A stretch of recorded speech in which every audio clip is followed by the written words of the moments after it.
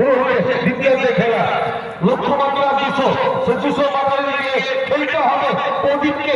প্রদীপ পাঁচটি আমরা জিততে জানাতে রাজিত একাদশে সেটাই দেখে দেখা যায় নিজের ব্যাটকে হাতে এখন কত রান সংগ্রহ করতে পারে প্রদীপ।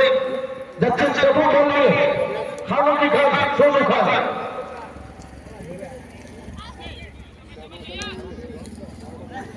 ঠিকঠাক ফিল্ডকে সাজিয়ে নিচ্ছেন সোনু খান, যাচ্ছেন প্রথম বল।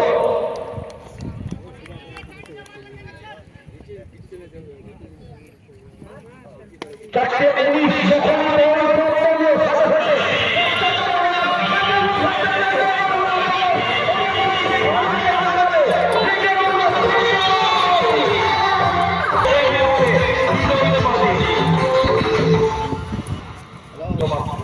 এক ওভার শেষে রাজ এসে দাঁড়িয়ে দিয়ে 16।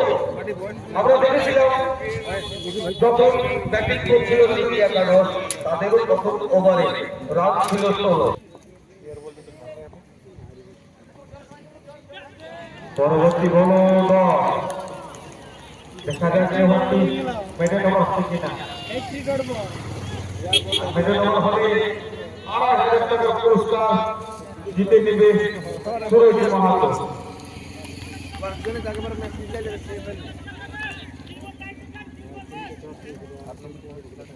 দেখা যাক পরবর্তী বল ডট করতে পারে কিনা।